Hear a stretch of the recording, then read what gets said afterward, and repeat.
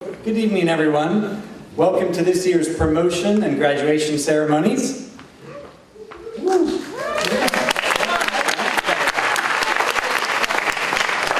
And I'm in awe. Look around.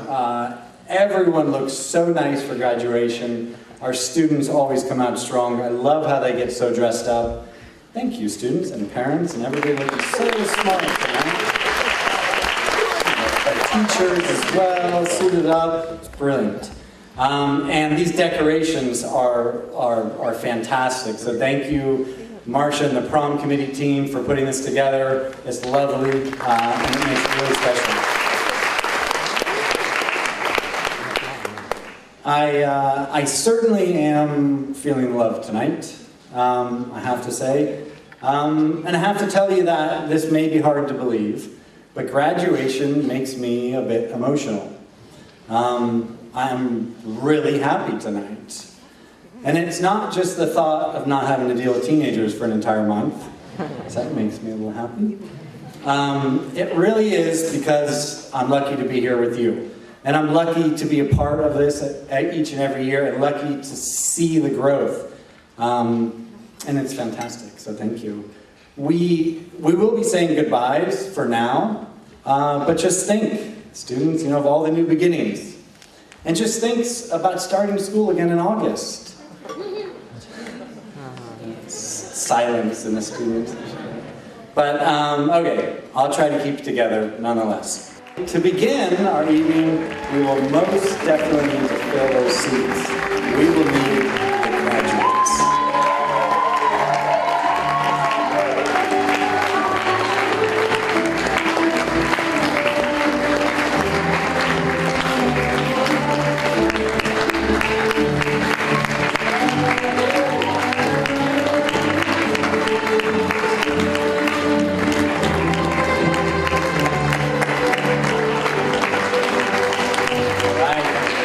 There they are, looking wonderful. We're going to begin tonight's ceremony with our national anthem and our territorial song. And I would like to introduce to the stage our very own Generation Y finalists, Kathleen Archibald Drew and Jade Hodge.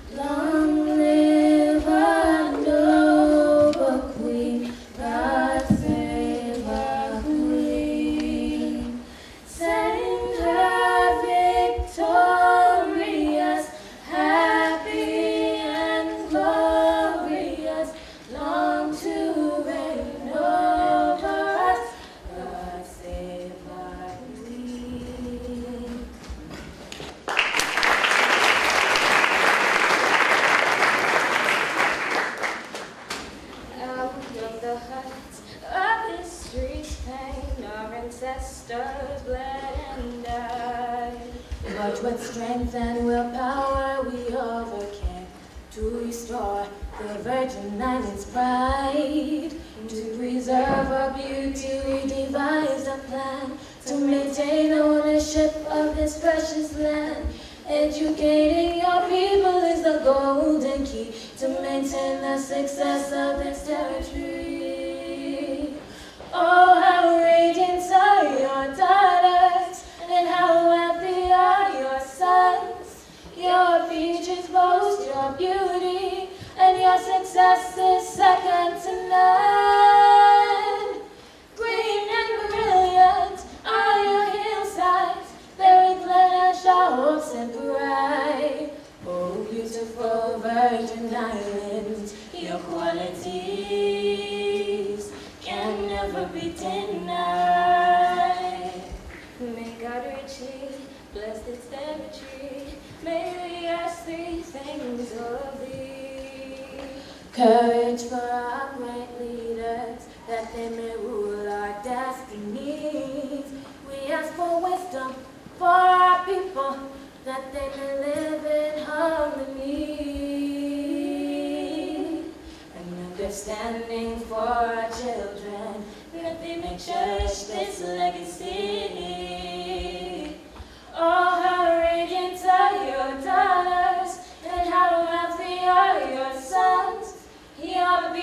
boast your beauty, and your success is second to none. Green and brilliant are your hillsides, they replenish our hopes and pride. Oh, beautiful Virgin Islands, your qualities can never be denied. Oh, beautiful Virgin Islands, your qualities can never be denied.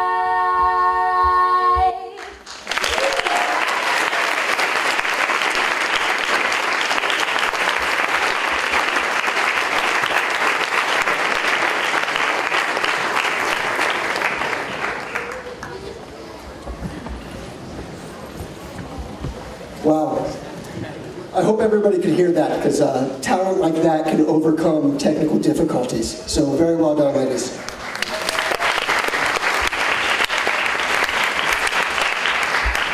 All right, good evening, and welcome to Cedar's 2017 Secondary Awards and Commencement Ceremony.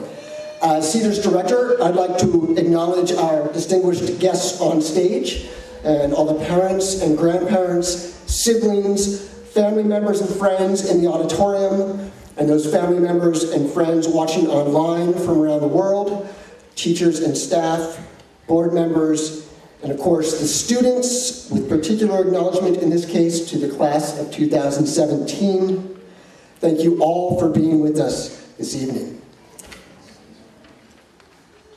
The Burley Walsh Sportsmanship Award goes to a secondary student who has demonstrated not only athletic ability, but also those traits that define an athlete of high integrity, commitment, work ethic, teamwork, leadership, respect, and fair play. There was a number of student athletes who have shown all these attributes, skills, and abilities. I'll name a few: Luca Reich, international football and squash; Rain Duff, sailing and archery; Lily Pierce, BVI international football; Harsh, international tennis.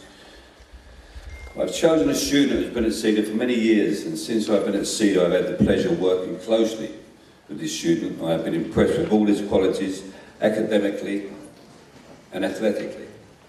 He has shown hard work and commitment to his football, has played in the top adult league as a high school student. He has worked with as an assistant coach, volunteering his time, giving good advice to young students. He's also a very handy squash player who's just won his age bracket final. Also, he's a good student who demonstrates positive leadership and character, and has the respect of all the younger students, athletically and academically. But for me, more than anything, he's a well-rounded individual, well-behaved, and a well-managed young man who has a very bright future ahead of him. The Burley Walsh Sportsmanship Award goes to Leo Forte.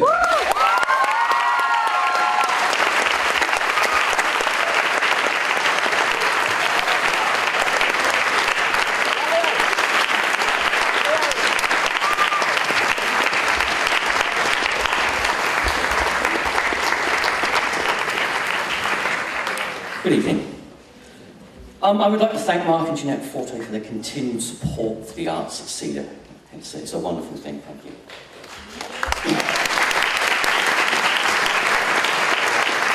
You always know when a pupil is passionate about music and about arts when they come to you and they're already discussing what they want to do next year. I think that's an amazing thing. At the end of an exhausting year, they're saying, this is what I want to do for next year, what can I do over the summer to improve?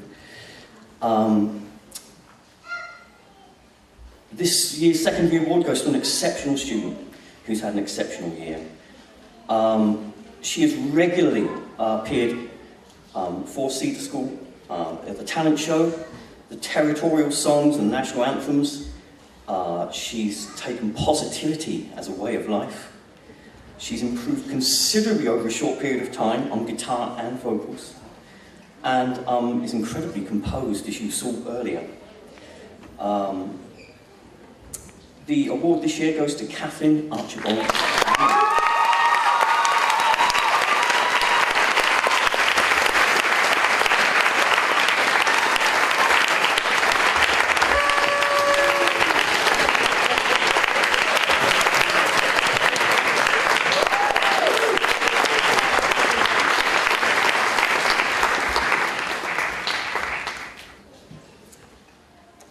Okay, this award is given to the student whose dedication to studies, non-academic activities and general consideration of others has been outstanding and whose contributions have enhanced the positive atmosphere in the school. It is my great pleasure to present this award to Reef Downing.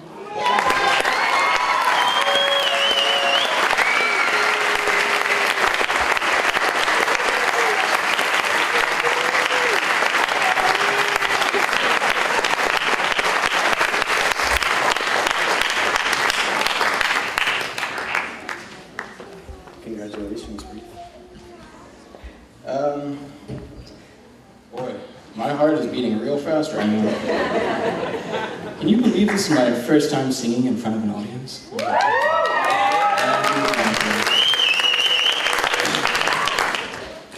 Most of the people in my class don't know that I sing. Well, they do know that I sing, they just don't know that I sing poorly, so I thought I'd put it upon myself to show them exactly how bad I am at singing. But, you know, they say to imagine everyone in the audience naked to get ahead of stage fright, but for my own sanity and well-being, I'm not going to do that. It's not you, it's me. Let's be honest. Can everyone hear all right? Back row? Good? All right, cool. In all seriousness, this performance is to commemorate the time we've spent together, and it's also to kind of, I didn't prepare anything, as you can tell. Yeah, thanks, Pete. Always kind of you. Yeah, this performance and these songs are meant to commemorate the time we spent together, and to shed light on the unfortunate truth that it's coming to an end. No one wants to believe it, but it's true. But we all have to face the facts, and I'm sure wherever we all end up, we're going to be so happy, so happy. Love you too, Joel. Love you guys. So without further ado, here's a pretty bad rendition of two pretty good songs.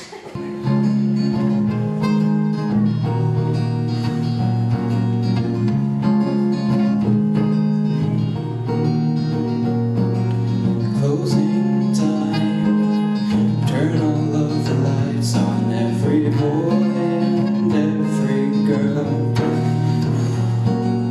Closing time, open all the doors to out into the world.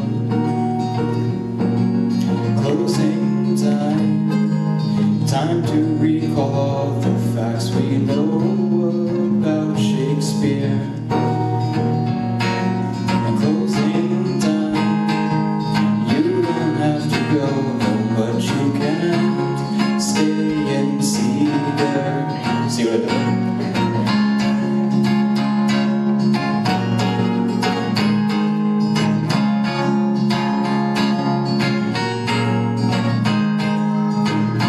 Another turning point, force look in the road. Time grabs you by the wrist, directs you where to go. So make the best of this test and don't ask why. It's not a question, but a lesson learned in time. It's something unpredictable. In the end, it's right. I hope you have the time of your life.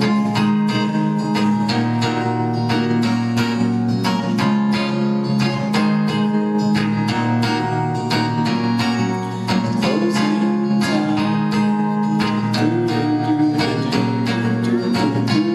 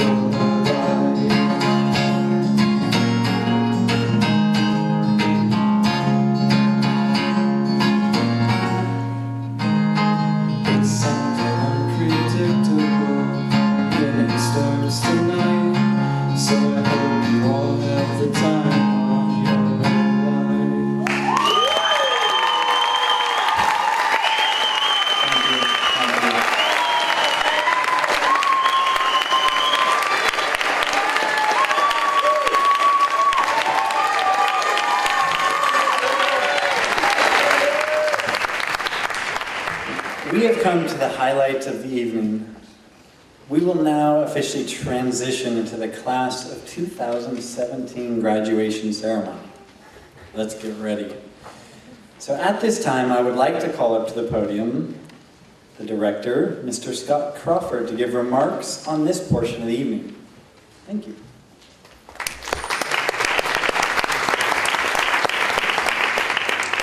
As a commencement speaker, Dane Hunter, class of 2013, already an award-winning filmmaker whose recent TEDx talk in Roadtown garnered enough buzz to get the attention of this year's graduates, and they personally requested that he speak here tonight.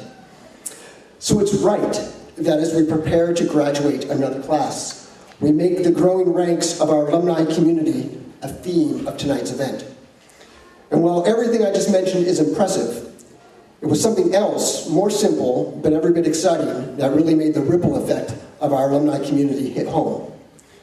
Within the last couple of months, we have had 3 former students contact us to enroll their children in pre-K and kindergarten next year, meaning we now have the second generation of Cedar students coming in. I think that's pretty special, and it's worth celebrating.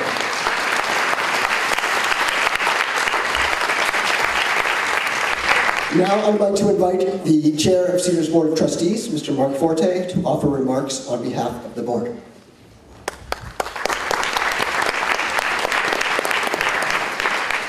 Good evening, ladies and gentlemen. Just a few remarks on behalf of the board and to the class. Congratulations. Apparently, we heard earlier about how people are lit. You apparently are the iGen generation, or Gen Z, apparently. I didn't know that. But what you are, more importantly to us, is that you represent this year's exit of Cedar School into the big bad world. And if you're ever in any doubt about what you're coming to this evening, as I walked up the steps just before 6 o'clock, there was Dr. Fraser. Dr. Fraser is always there to remind us where we are, staring at a group of the graduates, proclaiming loudly, "You all used to be so little." And that's what it's about. It's about the fact that we've taken children to adulthood, in many cases from year 1 to the very end, and we present to the world a new generation that have come through our doors that we have had a chance to shape. And on behalf of the class, your parents, we thank the teaching faculty and the administration of the school for helping to do that for you.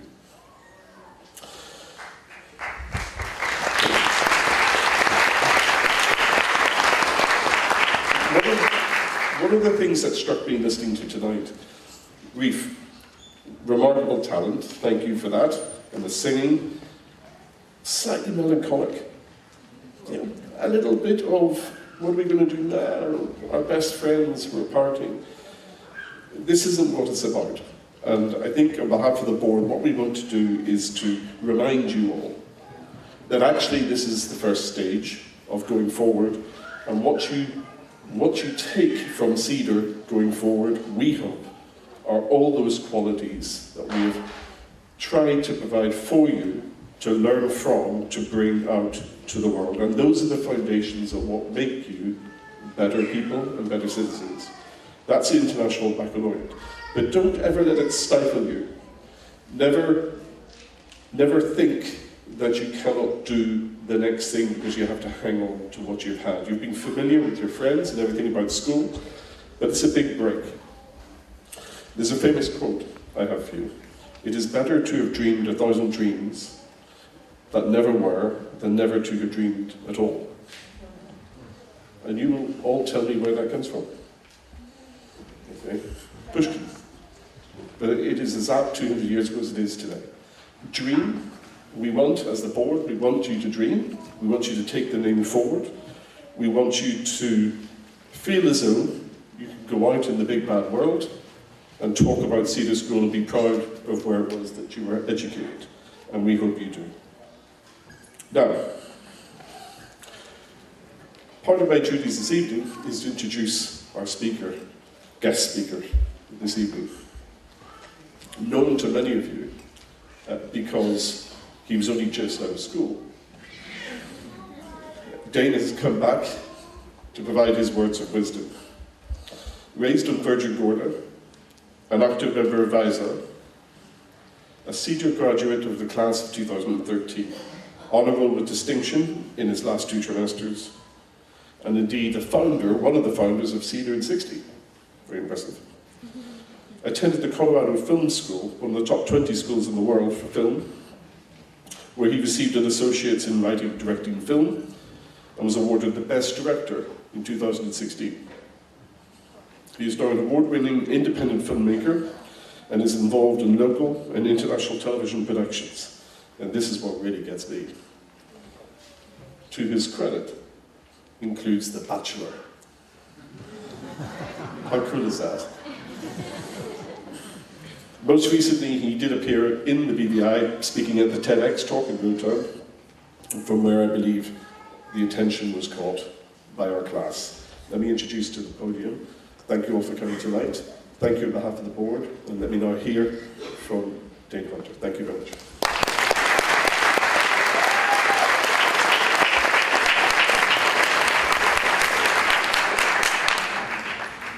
How are we all doing tonight?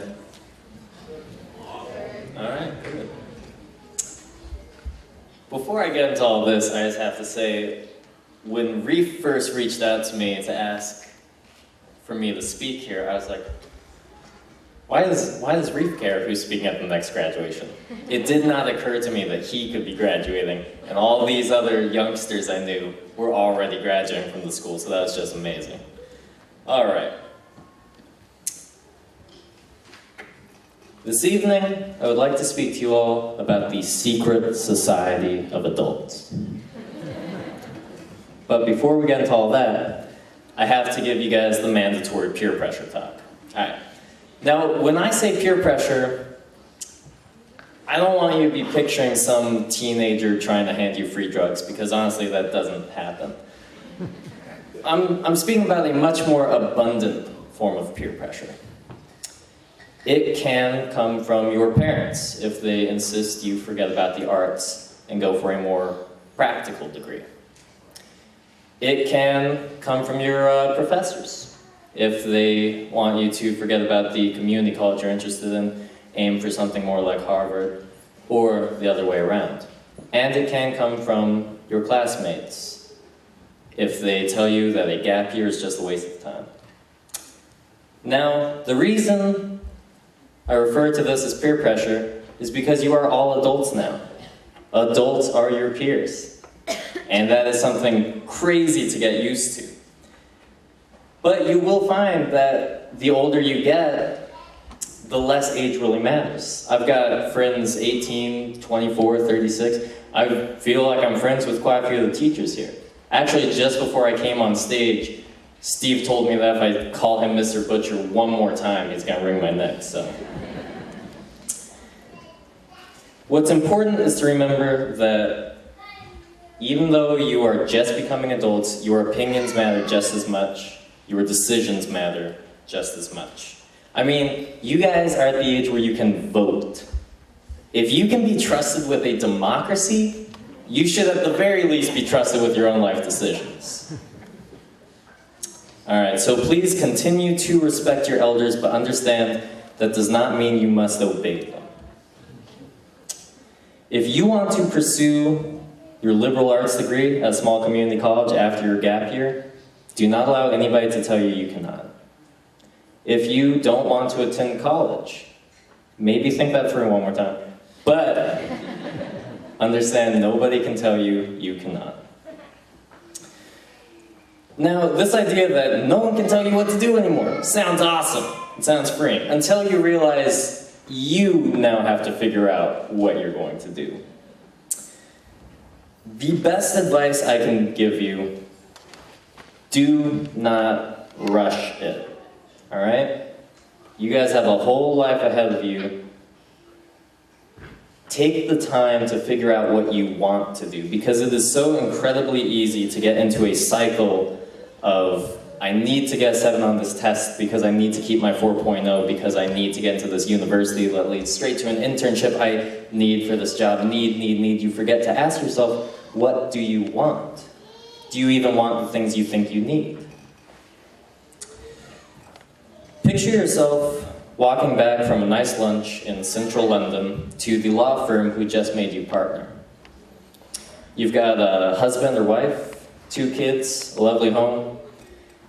This could very well be a perfect life for someone, but now picture you walk past a mechanic shop and you suddenly remember how much you enjoy working with your hands, how proficient you were with engines, how much you loved cars. And suddenly you begin rethinking everything. Did you want to be a lawyer and it's just a crazy coincidence your mother was also a lawyer? Did you want to get married, or did it by chance have something to do with all of your friends getting married? Did you even want kids, or did your mother-in-law want grandkids? This goes right back to peer pressure, right? Others will make you feel there are things in this life you need because they want you to need them, because they think they need them. And they will make you feel that you are not an adult if you go after the things you want. But here's the thing. Becoming an adult is not easy, it's mandatory. All right, you can't ask a judge, hey, can I be tried as a teenager because I act like one? No. Whether you like it or not, becoming an adult is due to time and time alone. However, you can choose whether or not you would like to enter the secret society of adults. These are the real adults. They're the ones that your parents and professors are referring to when they tell you to act like an adult. You know, they're people that choose to eat healthy and understand how taxes work, that kind of thing. You know how after your birthday, people might joke with you, well, do you feel any different? Obviously, you wouldn't magically be a different person because you blew out some candles. However, as silly as this is, many young adults, myself included, were astounded to find that there is no line you cross from kid to grown-up. There's no acceptance letter, no switch that you can hit. And I went a while thinking there's got to be something I'm missing because I'm clearly not yet one of them. You know, I'm not a real adult. I don't know how to iron something. So I asked a number of my friends, young and old, at what point did you feel like you were an adult? And I got a ton of different answers. When you can eat cake and ice cream for breakfast, you're an adult. When you make your own dental appointment because you chose to eat cake and ice cream for breakfast, you're an adult.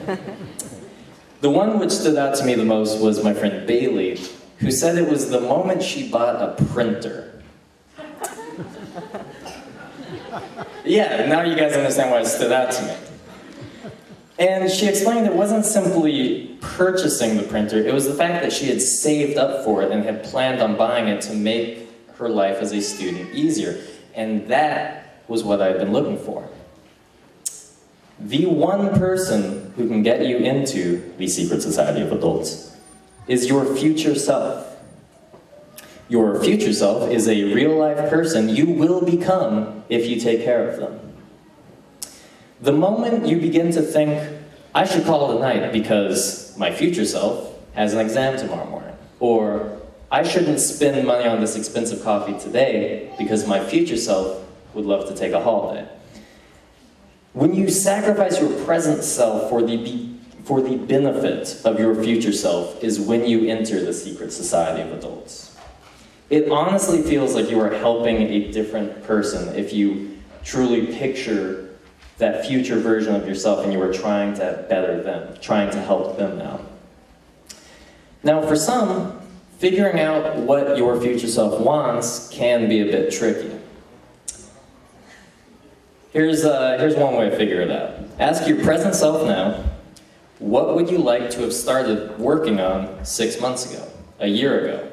Within 2 years, you could have been proficient with a language or an instrument, but it's not too late. Wouldn't you like your future self to play violin and speak Portuguese? If you begin putting in the work for them now, that is the only way that you can truly become one of those real-life adults that I'm still trying to be. If you only try to satisfy your present self, you will only ever have short-term goals and short-term fulfillment. So keep that future version of yourself in mind. Seriously, picture how they'll look, where they'll be, what they'll be doing, how they'll act. All right. Also keep in mind the only person you owe anything to is your future self. Now, as you can tell, I'm very new to the society, but I can share with you the 3 most important things I have so far learned for how to act like an adult.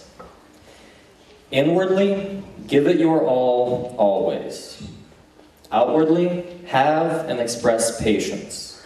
And universally, try and understand. I was with a friend at the gym and he was counting his reps while lifting weights and he got up to 16. So I asked him why not go 20? And he told me, well, I can only get to 16. So I asked, all right, why not stop at 15? And he says, because I can get to 16.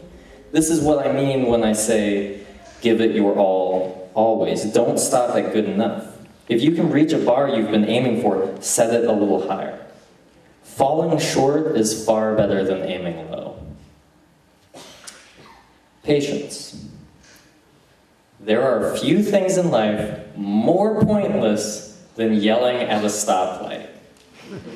And we all do it. Don't pretend you don't. No matter what you say, who you are, or how you act, that light will stay red until it's time to turn green. Now, there are hundreds of thousands of red lights you are going to run into in your life disguised as many things. What's important is to remember there are some things you cannot change, but you always have control over how you react. Lastly, and most importantly, trying to understand. There's a reason empathy is so key to every major religion. Rejoice with those who rejoice, mourn with those who mourn, Romans 12:15. None shall have faith till he wishes for his brother what he likes for himself, a pillar hadith to Islam. Don't be a prick, my atheist friend. What I'm getting at is that we as humans understand the importance of trying to understand others. Now, I say trying because putting in the emotional effort to understand where another person's coming from, what they feel and why, is a skill. It's something that you can work on, something you can practice, and hopefully something your future self is already very good at. Trying to understand someone is how you build friendships. It's the center of kindness. You can't love a person before you understand them. And I believe you cannot hate a person after you understand them. All of you here tonight clearly value education. Education is the epitome of trying to understand. And is the only weapon we have against ignorance. So whether you leave here tonight to pursue a doctorate, start a business, travel the world, or just get a job, always be open to education. Put in the effort to understand others, especially those you disagree with. And be confident enough, kind enough, and patient enough to educate others. All right.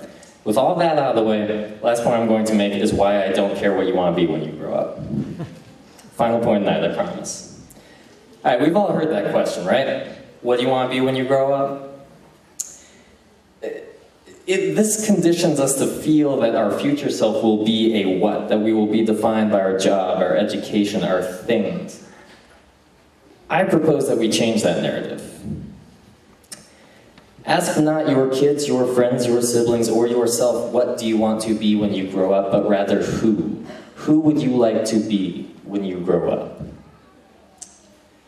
I truly don't care what jobs you might end up having, but I cannot wait to see who you will each become. This has been a tremendous honor. Thank you guys very much.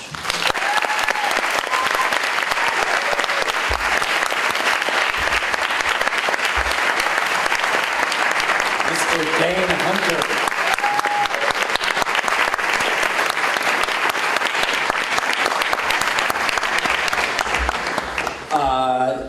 on behalf of all of us at Cedar, I'd really like to express our gratitude. My mind is blown. I'm sitting there and saying, I taught Dan, and now he's up here doing his thing. Amazing. We're very, very proud of you and proud to be a part of your journey. So thank you.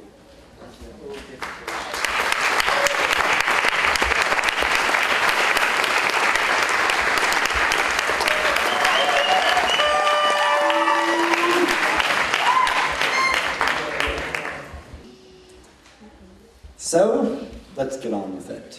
Please congratulate our first graduate, Reef Downing.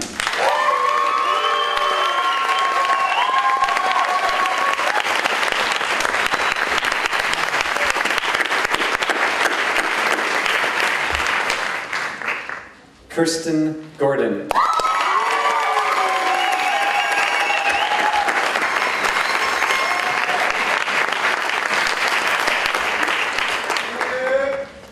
Tiara Jones.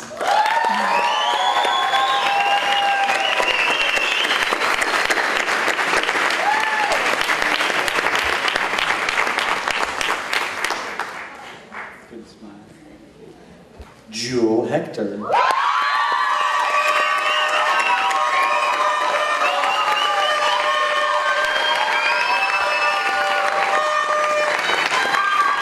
Michael Kang.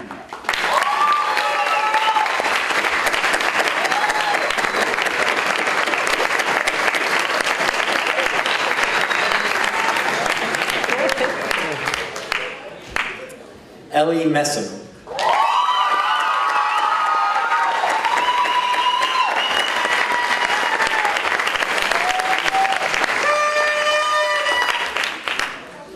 Julia Prevost.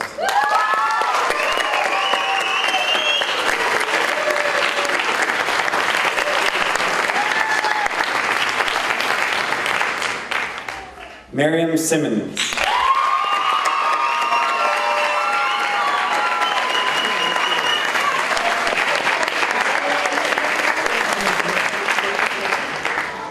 And Eduardo Vargas.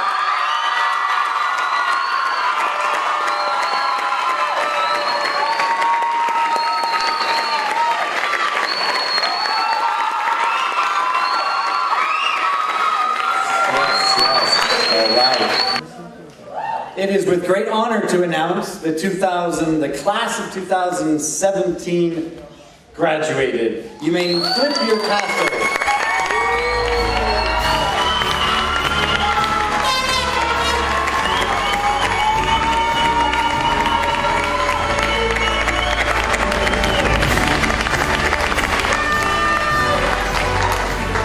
Congratulations.